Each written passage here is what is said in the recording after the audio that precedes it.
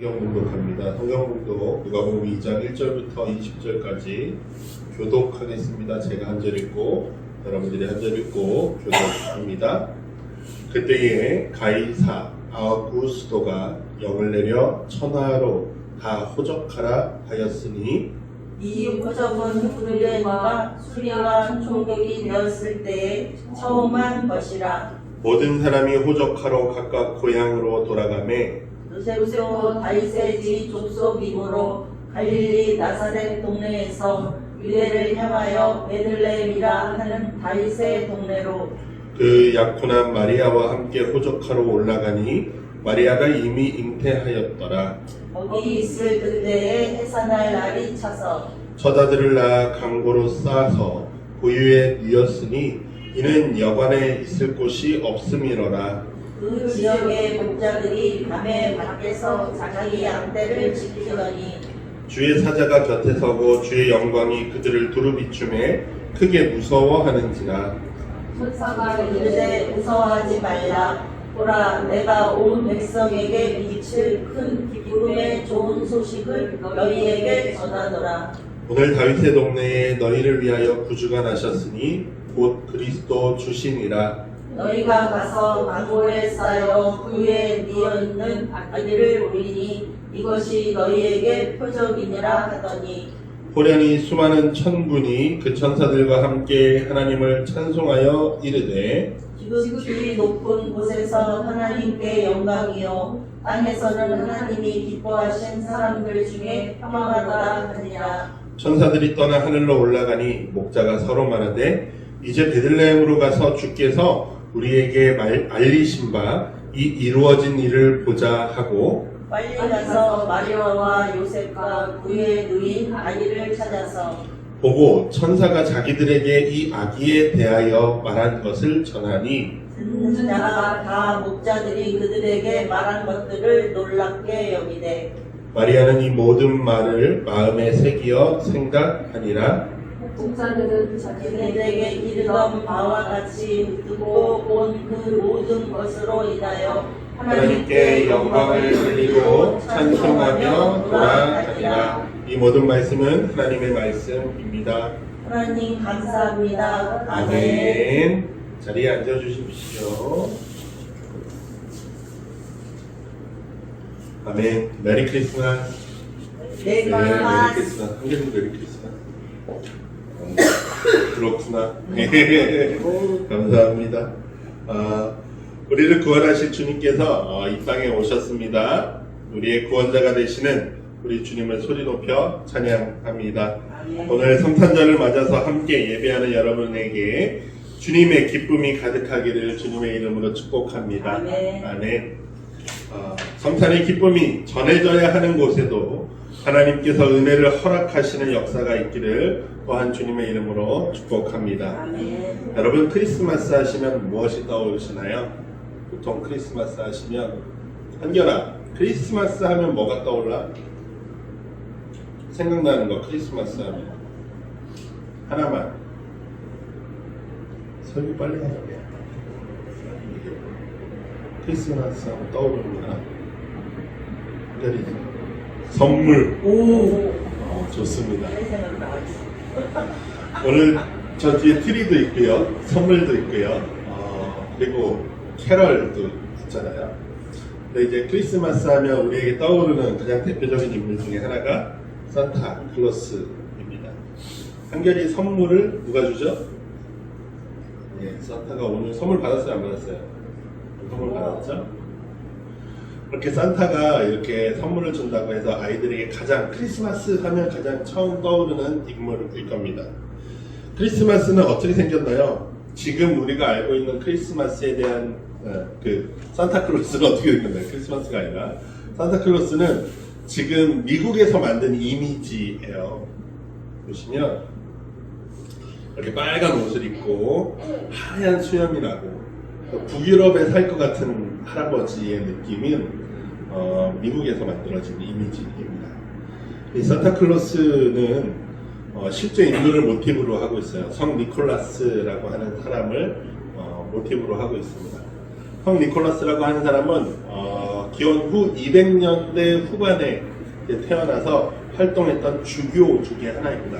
교회의 대표 중에 하나였어요. 이 사람은 이런 사람입니다. 성 니콜라스라고 하면 카톨릭에서는 성인으로 정해서 그 성인의 날을 정해서 이제 지키기도 하고요. 성 니콜라스라고 하시는 분은 터키 지역 당시에 지금의 터키 지역에서 활동했던 교회의 대표였어요. 이분에 대한 놀라운 이야기가 있는데, 이분은 이제 주변의 가난한 이들을 굉장히 돌보는 일을 주로 했었고, 이분과 관련된 유명한 예화 중에 하나는 어떤 가난한 가정에 아버지가 딸이 셋이 있는데 집이 너무 가난하니까 이 딸들을 팔아야 하는 상황이 생긴 겁니다. 그런데 그 어느 날 저녁에 이제 내일이면 이 딸들을 팔아야겠구나 하고 있는데 누가 창문으로 금덩이를 이렇게 던져. 근데 그게 누구냐고 하면 니콜라스 성자라고 이야기합니다. 니콜라스 교부라고도 이야기합니다. 그리고 이 니콜라스는 자신이 밀을 다 풀어서 한 마을을 기근에 처해 있는 그 마을을 구원했다라는 이야기도 전해지는 인물 중에 하나입니다. 이 니콜라스에 대한 이야기가 유럽 전역에 퍼졌습니다. 그래서 각 지역마다 니콜라스에 대한 특별한 전설들이 이렇게 전해져 내려와요. 근데 이제 우리가 알고 있는 산타클로스는 이 니콜라스에 대한 이야기가 네덜란드에 전해지고 네덜란드의 상인들이 미국에 갔을 때 그 이야기가 이제 만들어진 거죠. 그리고 그 이후에 뭐 남북 전쟁을 거치고 이렇게 쭉 오면서 1930년대에 코카콜라가, 아시다시피 코카콜라가 이 성 니콜라스에 대한 이야기를 활용하면서 산타클로스로 변형된 겁니다. 근데 중요한 건 이 니콜라스의 이야기가 여기저기 다 전해졌지만 공통점은 이 사람이 가난한 이들을 도왔다라는 것, 그리고 어린아이들, 지금 그림에서도 보시다시피 어린아이들을 사랑하고 돌봤다라는 이야기들을 늘 전해줍니다. 공통적으로요. 이 산타에 대한 이야기, 그 니콜라스에 대한 이야기는 예수님의 탄생을 맞이하는 우리에게도 도움이 되는 이야기예요. 산타클로스 그거 뭐 나쁜 거야 뭐 이렇게 가르치실 필요도 없고, 이 원래 의미를 알고서 우리가 생각해보면 되는 거죠. 오늘 본문에서는 예수님의 탄생에 대한 이야기를 하고 있습니다. 예수님이 이 땅에 오신 것은 마태복음과 누가복음에만 등장합니다. 아기로 태어나는 예수님의 이야기가요. 그런데 마태복음에서 전하는 것과 누가복음에서 전하는 이야기의 맥락이 조금 다릅니다. 강조하고 싶은 것들이 달라요. 누가는 예수님의 탄생을 통해 무엇을 이야기하고 싶었는가를 오늘 말씀을 통해 우리가 되새겨보면 좋겠습니다. 로마의 식민지로 살던 유대인들은요, 당시에 오늘 본문 1절에서 나왔던 것처럼, 1절, 2절에 나왔던 것처럼 호구조사를 해야 했습니다. 한결이 오늘 아침에 호구조사에 대한 이야기 봤지? 성경동화. 그치? 기억이 안 나? 그래. 오늘 한결이가 마침 성경동화를 그걸 봐서 아침에 이제 그 성경동화에서 나왔던 이야기도 정확하게 그런 이야기가 들어가 있는데, 호구조사를 왜 할까요? 이 사람이 자기네 동네에 가서 나는 이 동네 출신입니다 하고 호구조사를 하래요. 호구조사를 왜 할까요? 사람을 왜 체크하죠? 세금을 징수하기 위해서입니다. 그러니까 식민지의 백성들을 누가 누구인지 잘 체크해서 너네 얼마 세금 내? 이러려고 보통 호구조사를 시키죠. 그래서 요셉, 예수님의 아버지였던 요셉은 이 베들레헴 출신의 가문이었어요. 그래서 베들레헴에 가서 호구조사를 해야 합니다. 정혼자 마리아를 데리고 떠납니다. 근데 이 정혼자 마리아는요, 지난 주일에 말씀을 나눴던 것처럼 아이가 그 배에 잉태되었습니다. 데리고 가는데 이 아이를 낳을 때쯤, 해산할 때쯤이 되었어요. 베들레헴에 왔는데 이 이야기도 조금 독특한데, 요셉이 머물 장소가 없습니다. 요셉의 고향이잖아요. 그죠? 근데 요셉의 고향인데도 불구하고 요셉이 머물 장소가 없어요.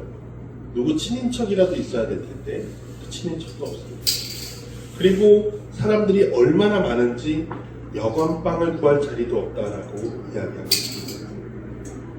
그러니까 베들레헴이라는 동네가 그렇게 큰 동네는 아니었다는 거예요. 그러니까 사람들을 많이 받을 만큼 큰 동네도 아니었고, 그런 상황에서 요셉과 마리아가 베들레헴에 왔는데 잘 곳을 구하지 못하고, 또 문제는 해산할 때쯤이 된 이 마리아의 아이가 나오려고 한다는 거예요. 그래서 급하게 방을 구합니다. 방이 있나요? 했더니 빈 방 없습니다. 빈 방이 있나요? 없습니다. 이래요. 그래서 겨우겨우 구한 방이 뭐냐면, 오늘 본문의 원어에는 이 방을 뭐라고 표현하냐면 카탈로마라고 하는 단어로 사용합니다. 이 여관이 우리말로 번역해서 조금 이 의미가 분명하지 않는데, 우리가 흔히 생각하는 여관은, 그 당시의 여관은 주모가 있고, 우리로 치면 주막 같은 거죠. 사람이 머물고 음식도 먹고 서비스도 이렇게 제공할 수 있는 그런 장소가 여관이잖아요. 근데 그런 여관이 아니에요. 요셉이 구해서 들어간 곳은 객실이라고 표현하는 게 맞습니다. 그리고 어떻게 보면 일반 가정집이기도 해요.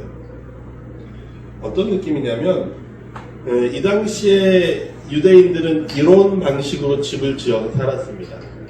이 평지에다가 건물을 올리는 게 아니라요, 땅을 좀 파요. 땅을 파서 굴처럼 만듭니다. 그래서 땅을 파서 층을 두 개로 나눕니다. 그래서 위의 층은 다락방 같은 방이에요. 우리로 치면 다락방 같은 방을 두고 거기에는 사람이 살아요. 그리고 그 아래는 누가 같이 사냐면 그 집에 기르는 가축들이 같이 삽니다. 그래서 이 그림에서도 보시면 저 하얗게 양처럼 생긴 애가 있잖아요. 그러니까 보통 이 아래는 어떤 가정에 뭐 물건들을 놓고 뭐 동물들을 놓고 이러는 자리예요. 근데 그때 요셉이 방을 구할 때에는 요 객실에서 잠을 청하기도 어려운 상황인 겁니다. 사람이 얼마나 많은지. 겨우겨우 자리를 잡아 들어왔더니 동물들이 있는 아래층에 머물 수밖에 없는 상황인 거예요. 근데 지금 문제는 정혼자인 마리아가 아이를 낳으려고 한다는 거예요. 그래서 저곳에서 아래면 깨끗할까요? 깨끗하지 않을까요? 깨끗하지 않을 거예요. 매우 더러울 거고 냄새도 날 거고 불편할 거고 사람도 많았다라는 거예요. 굉장히 어려운 상황 가운데서 아이를 낳았습니다. 그리고 그 아이를 낳았는데요, 그 아이를 어디에 뒀다라고 표현하고 있냐면 성경에서 구유라고 표현하고 있습니다. 구유가 뭡니까? 짐승 밥통이에요. 여물 같은 거 놓는 이런 밥통에 아기를 이렇게 강고에 싸가지고 천으로 싸서 이렇게 두었다라는 것이죠. 물론 사람들이 많았다라는 걸 생각할 때 바닥에 놓았을까? 아니면 조금 위에 이렇게 올려놨을까라는 추측들은 할 수 있겠지만 전혀 아기가 있을 만한 장소는 아니었다라는 사실. 여러분 생각해 보십시오. 요셉과 마리아가 구할 수 있는 곳이 없어서 객실이 아닌, 그것도 동물들이, 가축들이 함께 있는 그 자리에서 태어나야 했습니다. 아기 예수님이 처했던 이 상황, 이 처지는 우리가 생각해 볼 필요가 있어요. 어머니 마리아는 천사에게 말을 들었잖아요. 다윗의 후손으로서 이 땅을 다스릴 왕이 태어날 거다라고 그랬어요. 근데 그 왕이, 여러분, 왕이면 왕궁에서 태어나야죠. 왕자가. 그렇죠? 그런데 왕궁이 아니라 그냥 일반 가정집에, 그것도 하다못해 동물들이 머무는 자리에서 태어났다라는 것입니다. 좋은 궁궐도 아니고 최소한 보통의 여관도 아니고 일반 가정집에서, 그것도 동물들이 머무는 그 장소, 더럽고 어렵고 힘들고 전혀 우리가 생각하지 못한 자리에서 예수님이 오셨다라는 사실이에요.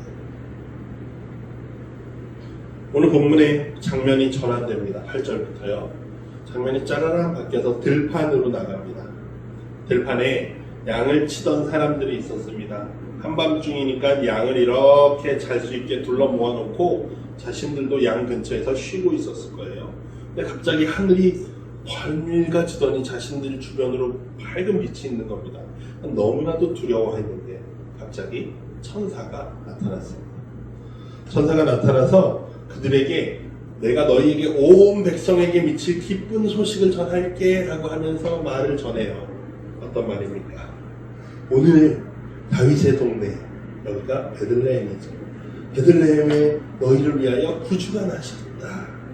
곧 그리스도, 그러니까 히브리어로 표현하면 메시아 주님이 너희에게서 나타났다라는 거예요. 근데 어디 가면 볼 수 있냐면 메시아가 왕궁에 가서 볼 수 있는 게 아니라 어디요? 강보에 쌓여 구유에 누워있던 동물들이, 가축들이 머무는 그곳에 있다고 라고 생각하는 거죠. 그곳에서 아기를 볼 것인데 그것이 너희에게 뭐라고요? 표적이다. 표적은 무엇을 이야기합니까? 하나님의 능력이 나타나는 이 가리킴을 이야기합니다. 즉, 이 아기를 볼 때 너희는 하나님의 역사가 일어났음을 눈으로 보게 될 거다라는 이야기예요. 그래서 이 사람들이 깜짝 놀랍니다. 메시아가 구유에 누워져 있는 것도 신기한데요. 동시에 어떤 부자도 아니고 이 소식을 들은 사람들이 부자도 아니고 권력을 가진 왕들도 아니고 신하들도 아니고요. 이 들판에서 사람들의 멸시받고 무시당하던 목자들에게 이 소식이 전해졌다는 사실이에요. 제가 지난 주일에도 설교 때 말씀드렸지만 목자들은 그 당시에 사회 사람들에게 무시당하던 사람입니다. 멸시당했어요. 왜냐하면 그들은 날짜 개념이 있겠습니까? 양을 돌보고 돌아다니는데. 그러니까 안식일을 지키지 못하는 사람들이에요. 보통. 날짜 개념이 없고 그냥 양이 매일매일 나가서 밥을 먹어야 되거든요. 그러니까 매일 노동을 할 수밖에 없는 사람들이에요. 그러니까 이 사람들은 안식일도 안 지키고 하고 손가락질 받는 당시 사회에서 좀 밀려나 있는 사람들이에요. 목자들이 일어나서 베들레헴으로 달려갑니다. 그리고 아기를 찾았어요. 요셉과 마리아를 만났습니다. 정말로 아기가 구유에 짐승의 밥그릇에 있는 걸 보았어요. 그리고 말합니다. 야, 우리에게 천사가 나타났는데 천사가 이런 이야기를 하더라 라고 이야기를 해요. 그 부모들에게 이야기를 전하고 자신들은 말씀이 진짜 이루어졌구나 라는 걸 보면서 기뻐하면서 하나님을 찬양하면서 자신들의 자리로 다시 양을 치는 자리로 돌아가게 됩니다. 여러분, 제가 지난 주일에 하나님의 역사는 누구를 통해서 이루어진다는 말씀드렸습니까? 작은 이들을 통해서, 가난하고 연약한 이들을 통해서 이루어진다고 말씀드렸습니다. 오늘 메시아의 탄생 소식을 들은 사람들이 목자이죠. 말씀드렸던 대로 사람들에게 부정하다고 여겨지던 사람. 게다가 메시아가 태어났는데 왕궁도 아니고 가난한 요셉과 마리아라고 하는 그분을 통해서 메시아가 이 땅에 오셨다라는 사실입니다. 온 땅을 구원할 왕이라고 하는데 우리의 생각과는 너무나도 다른 지점에서 하나님의 역사가 일어납니다. 마태복음에서는 예수님의 탄생의 이야기를 누구를 가지고 이야기합니까? 동방박사를 가지고 이야기합니다. 이 사람들은 우리가 그냥 동방박사라고 말하지만 당시 이스라엘에서 동쪽에 있는 아랍 지역에 있는 세 명의 왕, 세 국가의 왕이었을 거다라고 이제 해석합니다. 그리고 그들이 가지고 오죠. 보물을 가지고 와서 예수님께 드립니다. 뭐요? 황금과 모략과 유향을 가지고 와요. 엄청 귀한 것들이에요, 당시에. 근데 그거를 예수님께 드렸다라고 표현을 마태복음에서는 하고 있습니다. 그런데요, 오늘 마태복음의 이야기와 오늘 누가복음의 이야기는 너무 다른 분위기예요. 마태복음은 예수님의 탄생이 엄청 화려합니다. 멋져요. 야, 얼마나 대단한지 왕들이 와서 예수님을 경배한다고 라고 말할 만한. 그리고 번쩍번쩍 빛나고 당시 구하기도 어려운 아주 귀한 재물들을, 이 선물들을 가지고 왔다. 근데 오늘 누가복음의 예수님의 탄생은 너무나도 이상한 이야기예요. 너무나도 보잘것없는 이야기예요. 아기가 태어났는데 아기가 짐승 우리에서 태어났대 라는 이야기. 누가는요 뭘 말하고 싶냐면 예수님이 오신다라는 그 사실이, 예수님의 오심이 가난하고 소외된 이들 가운데 일어났다라는 걸 말하고 있습니다. 그리고 이를 통해서 우리가 무엇을 보아야 할지, 어디에 시선이 머물러야 할지, 예수님의 탄생을 무엇을 바라보며 기억해야 할지를 이야기하고 있습니다. 성탄을 기뻐하는 우리가 봐야 할 것이 화려한 트리. 제가 트리 하니까 생각나는데 어떤 영상에서 영국에서 트리 점등식 하는 것과 미국에서 점등식 하는 것을 비교한 영상이 있었어요. 근데 영국에서 점등식 3, 2, 1 하고 불을 딱 밝혔는데 트리 이 큰 전나무에 이 불빛이 쩡쩡쩡쩡 한참 떨어져서 쩡쩡쩡쩡 그리고 되게 듬성듬성 빛이 있는 거예요. 사람들이 저걸 보려고 사람들이 저걸 갔냐라고 그 댓글에 있더라고요. 근데 이제 그 다음 장면에서 미국의 점등식이 하고 짠 켜지는데 이 전나무에 빈 공간이 없이 빛이 빡 이렇게 있는 거예요. 엄청 화려하게 있어요. 사람들이 야, 저 정도는 돼야지 트리 점등식 보러 가지라고 이야기하더라고요. 그런데 영국에서 그 점등식은 의미가 있는 점등식이었어요. 왜냐하면 전쟁할 당시에 덴마크에서 영국에 보냈던 그 나무를 기념하면서 그때 그 나무와 동일한 크기 그리고 등의 숫자도 동일하게 해서 그 당시에 덴마크와 나눴던 어떤 우애 그리고 국가 간의 어떤 이런 서로의 협력을 의미하는 점등인 거예요. 그러니까 더 의미가 있는 거죠. 어떻게 보면. 근데 우리는 딱 볼 때 보는 것만 가지고 판단하죠. 예수님의 탄생도 오늘 누가복음에서는 정말 보잘것없어 보이는 탄생입니다. 그런데 그 탄생에 더 큰 의미가 우리 안에 담겨 있다는 사실이에요. 우리가 보아야 할 것은 멋진고 화려한 트리도 아니고요. 화려한 선물 포장도 아니고요. 또 풍성하게 차려져 있는 식탁, 그것을 상상하며 크리스마스를 맞는 것보다 더 중요한 것이 있다는 겁니다. 우리가 보아야 할 것은 우리의 일상이라는 사실입니다. 요셉과 마리아가 살아가던 그 당시의 일상에서 어쩔 수 없이 맞이해야 했던 그 탄생, 그 해산, 특히나 식민지 현실에 처해 있던 그들이 굳이 호구조사를 하기 위해 베들레헴까지 갔어야 하는 상황. 물론 하나님의 말씀이 이루어지는 그 상황이기도 하지만 하나님의 말씀이 이루어지는 그 상황이 지배자들이 피지배자들을 통한 이루어지는 그 일들. 또 그리고 그 아기가 태어난 그 장소가 엄청 화려하거나 좋은 장소도 아니고 그냥 보통 우리네 가정 가운데 있었던 일. 또 우리 주변의 이야기, 우리 옆에 이웃의 이야기, 가난하고 어려움에 처해 있는 이들의 이야기라는 사실. 우리는 그것들을 보면서 성탄이라고 말할 때 무엇을 기억해야 하겠느냐라는 거예요. 우리는요, 아기 예수를 기억해야 하는 것이 성탄입니다. 아기 예수를 기억한다는 게 무슨 말씀입니까? 여러분, 성탄은요, 하나님께서 이 땅에 성육신하셨다라는 사실을 말하고 있습니다. 그렇죠? 하나님께서 예수 그리스도께서 이 땅에 인간의 몸을 입고 오셨어 라고 말해요. 그런데 여러분, 어떤 신화에서나 신이 인간처럼 되는 의태는 일어납니다. 어떤 신화에서나 살펴볼 수 있어요. 가장 대표적인 게 그 올림포스 신화, 그리스 신화에만 봐도 제우스는 수시로 그 남자의 몸을 가지고 변신을 해서 지나가던 처녀들을 탐하고 막 이래요. 엄청 이상한 신인데 그 제우스라고 하는 그 가장 강한 신이 변신을 한 것 어떤 인물이에요? 성인 남성이라는 거예요. 또 종종 어떤 신들은 또 변신을 하면 여성인데 성인의 모습으로 나타납니다. 대부분의 신화들에서 신이 작은 아이로 나타나는 것은 매우 드문 일이고, 특히나 오늘 성경에서 예수 그리스도에 대해서 하나님께서 이 땅에 오셨다라고 말하는데 아무것도 할 수 없는 아기로 태어나셨다라는 사실이에요. 이 사실은 너무나도 특별한 이야기라는 사실입니다. 여러분, 아기는 어떤 존재입니까? 한결아, 아기는 어떤 존재예요?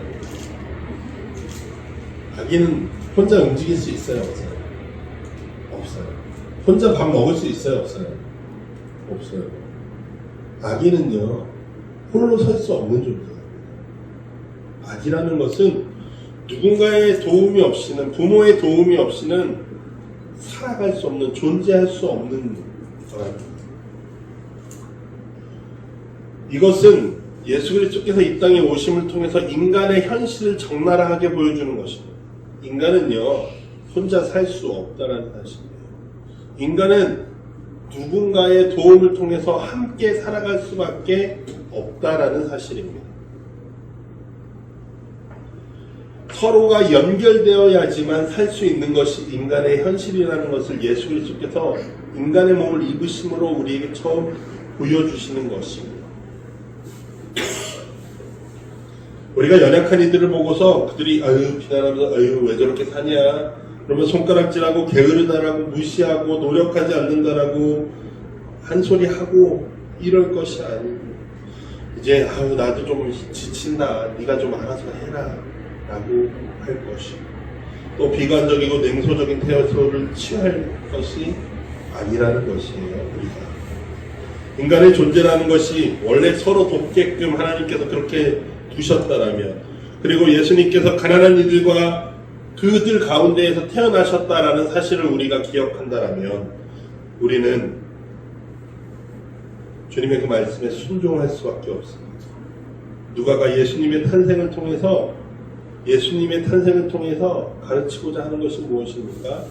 성도가 머물러야 할 곳이 어디인가라는 사실이에요.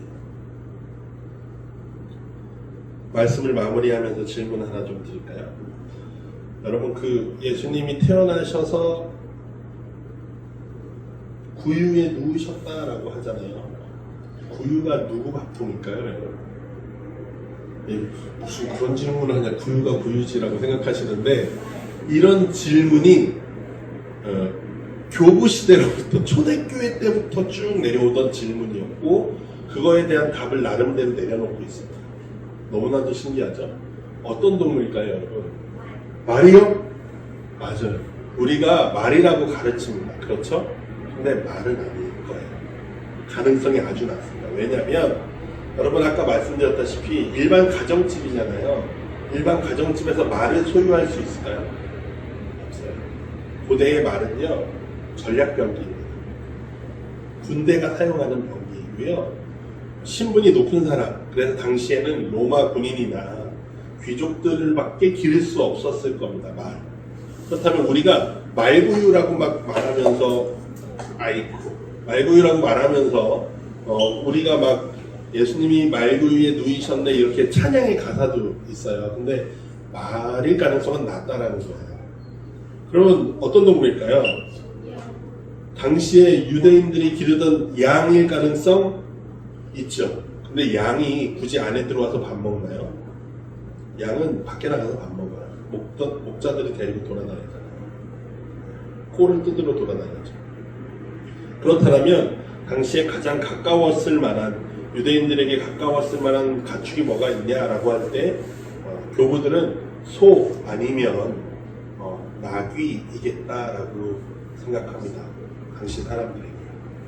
그래서 당시에 교부들은 심지어 이게 어떤 동물이다라고 확정할 수는 사실 없어요. 그죠? 소나 나귀가 먹는 밥통이었을 거야 라고 말하면서 그래서 교회 전통 안에서는 예수님의 탄생을 그리는 여러 그림들 가운데에 보시면 아기 예수님이 태어났죠? 그리고 이렇게 보면 뒤에 동물들이 이렇게 같이 그려져 있습니다. 여기 아래는 양들도 있긴 한데 저 양들은 아마 그 옆에 있는 사람이 목자일 거다라는 추측해서 그린 것 같고요. 보시면 그 마구간이라고 표현하면 안 되죠. 그 외양간이라고 표현해요. 외양간 안에 보면 소나 나귀가 저렇게 그려져 있습니다. 다른 그림을 봐도요. 이거 제가 이거 캡처를 하다 보니까 저기 아기 예수님이 안 보이네요. 그 뒤에 보시면 가운데에 동물들이 둘이 있죠. 꼭 그리고 요렇게 보시면 요 그림에서도 오른쪽에 이렇게 동물이 여기 하나 있고요. 여기도 하나 있어요. 그렇죠? 이렇게 대체로 동물들이 꼭 있어요. 근데 이게 어떤 해석이 들어가 있는 표현입니다. 물론 그림을 그리는 작가들이 자신들이 자유롭게 표현하거든요. 근데 이게 이 당시에 중세를 거쳐서 지나올 때 그림은 하나의 교육 수단이었습니다. 성경을 사람들이 읽을 수 없으니까 눈으로 볼 수 있게 해놨어요. 그래서 동물들을 꼭 그렸는데 저 소와 나귀를 누구로 표현했냐면 교부들이 해석할 때 소는 유대인이라고 표현했고 나귀는 이방인이라고 표현했습니다. 그래서 예수 그리스도께서 이 그림 안에 예수님의 탄생의 그림 안에 소와 나귀가 있다는 것은 예수님께서 온 세상을 구원하시기 위한 주로 오셨다라는 표현이 들어가 있는 거예요. 그런 의미가 담겨 있습니다. 그런데요, 종종 그림을 보다 보면 소가 특히나 소가 지금은 이 그림에서는 나귀도 예수님을 안 쳐다보고 있는데 특히나 소가 예수님을 안 쳐다보고 있는 그림들이 많습니다. 그것은 무슨 의미냐면 유대인들이 예수님을 바라보지 않았다라는 의미를 담아서 소가 쳐다보지 않는 그림도 있어요.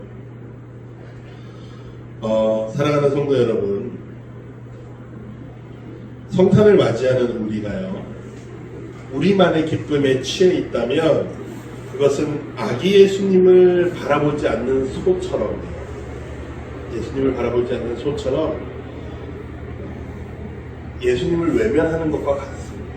나만의 기쁨에 차이, 우리만의 기쁨, 우리 교회만의 기쁨에 있다면 예수님이 굳이 소와 나귀의 그 구유에 오실 필요가 없었다. 우리는 때때로 소처럼 성탄의 의미에 대해서 별로 생각하고 싶어 하지 않습니다. 그냥 예수님 오셨다, 기쁜 날 예배 한번 드리고 떡국 하나 먹고 집에 가자 이렇게 할 때도 많습니다. 혹은 청년들 같은 경우는, 학생들 같은 경우는 이분 날 모여서 막 밤새 노니까 피곤해, 대충 적당히 하고 얼른 집에 가면 좋겠다 하고 이 11시 예배를 보통 그렇게 드릴 때도 많아요. 그런데요, 우리가 그냥 즐기는 우리를 위한 행사로서 성탄절이 아니라는 사실입니다. 우리에게 주어진 성탄은요, 강력한 하나님께서 연약한 아기로 오셨다라는 사실을 기억해야 돼요. 전능하신 하나님이 아무것도 할 수 없는 아기로 이 땅에 오셨다라는 사실입니다. 그렇다면 그 아기를 누가 돌봐야 합니까? 함께 있는 사람들이 아기를 돌본다는 사실입니다. 연약한 아기로 하나님이 이 땅에 오셨다는 것은 우리에게도 예수 그리스도께서 그렇게 오신다는 사실과 같다. 하나님께서 우리에게 강력한 권능으로, 능력으로 오시면 우리는 참 좋겠습니다. 그런데 하나님께서는 꼭 우리에게 어려운 일로 찾아오시고 우리가 무언가를 해야 할 것들로 찾아오시고 우리의 연약한 이들로 우리 가운데 찾아오시더라라는 사실입니다. 그럴 때 우리는 어떻게 하겠습니까? 소처럼 뒤에 나귀처럼 그냥 모르게 스크리하고 이렇게 눈 안 마주치고 있을 건가요? 우리는 그렇게 찾아온 주님을 맞이해야 합니다. 주위를 둘러보십시오. 혹 누가 당신을 찾아오지는 않았는지. 그럴 때 우리는 외면할 것이 아니라 주님이 우리에게 주신 사랑으로 응답해야 하는 것이 성탄의 의미를 기억하는 것입니다. 하나님 이들을 향해 있는 이 성탄의 기쁨을 나누는 여러분이 되기를 바랍니다. 누가가 말하고자 하는 사실을 꼭 기억하는 여러분이 되시기를 주님의 이름으로 간절히 부탁드립니다. 우리에게 주신 말씀을 기억하면서 우리 다짐에 기도하며 우리의 말씀을 정리하겠습니다. 하나님 감사합니다. 우리에게 독생자를 보내주시고 그 아기를 보내시고 그 아기를 통하여 우리의 연약함을 알게 하시고 우리가 가야 할 길을 보게 하시니 감사합니다. 주님, 주님의 마음을 우리가 기억하게 하시고 주님의 마음을 이루기 위해 살아가는 우리들 되게 하여 주시옵소서. 우리는 작지만 하나님은 크시오니 우리를 그 큰 길로 큰 능력 가운데로 우리를 이끌어 주시고 우리가 그 능력 안에서 사랑할 수 있는 자들 되게 하시옵소서.